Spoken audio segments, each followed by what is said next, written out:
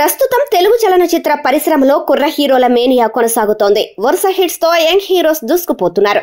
దీంతో తమ రెమ్యునరేషన్ ను అమాంతం పెంచేస్తున్నారు. దీపం ఉండగానే ఇల్లు చక్కబెట్టుకోవాలి అనే సామెతను ఫాలో అవుతున్నారు. తక్కువ బడ్జెట్ తో రూపొందుతున్న చిన్న సినిమాలు బాక్సాఫీస్ దగ్గర మంచి కలెక్షన్స్ సాధిస్తున్నాయి.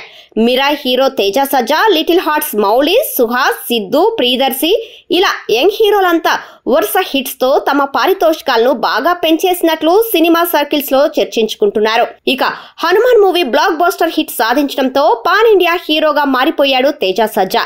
కథల ఎంపిక విషయంలో చాలా సెలెక్టివ్ గా ఉంటూ కెరీర్ లో దూసుకెళ్తున్నాడు.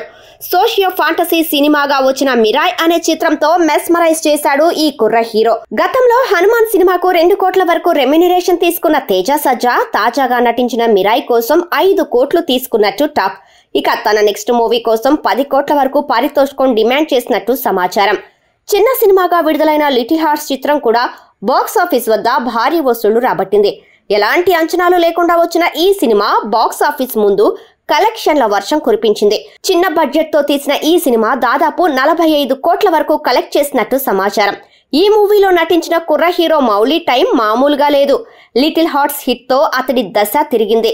గతంలో 1990లో తాను బాలనటుడిగా నటించిన సినిమాలో 10 లక్షలు రెమ్యునరేషన్ తీసుకున్న మౌలి ఇప్పుడు 35 లక్షల వరకు వసూలు చేశాడని టాక్. ఇక నెక్స్ట్ సినిమా కోసం 1 కోటి నుంచి 2 కోట్ల వరకు డిమాండ్ చేస్తున్నాడని సమాచారం. ఇకపోతే టాలీవుడ్ యంగ్ హీరోల్లో సిద్ధు జొన్నలగడ్డ తనకంటూ సపరేట్ ఫ్యాన్ బేస్ ను సెట్ చేసుకున్నాడు. అటు మాస్ ఇటు క్లాస్ 2 వర్గాల ఆడియన్స్ ను మెస్మరైజ్ చేస్తున్నాడు. తన యాటిట్యూడ్, డైలాగ్స్ తో ఆకట్టుకుంటున్నాడు. డీజే టిల్లు సినిమాతో హిట్ కొట్టిన ఈ హీరో 10 కోట్ల వరకు రెమ్యునరేషన్ తీసుకుంటున్నాడట. తెలుసు కదా సినిమాకు గాను బాగానే చార్జ్ చేసినట్లు సమాచారం. అయితే ఈ కుర్ర హీరోలో మంచితనం కూడా ఉందని చెప్పాలి. తాను నటించిన సినిమాకు గాను నష్టాలు రావటంతో ప్రొడ్యూసర్ ను ఆదుకునేందుకు 4 కోట్లను వెనక్కి తిరిగి ఇచ్చేసి తన గొప్ప మనసు చాటుకున్నాడు. ఈ రకంగా నిర్మాత విషయంలో వ్యవహరించడాన్ని అందరూ మెచ్చుకున్నారు కూడా.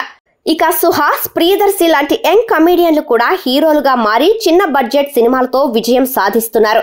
వీరిద్దరూ గతంలో లక్షల్లో రెమ్యునరేషన్ తీసుకోగా మార్కెట్లో డిమాండ్ పెరగటంతో ఒక్కో సినిమాకు 2 కోట్ల వరకు డిమాండ్ చేస్తున్నట్టు తెలుస్తుంది.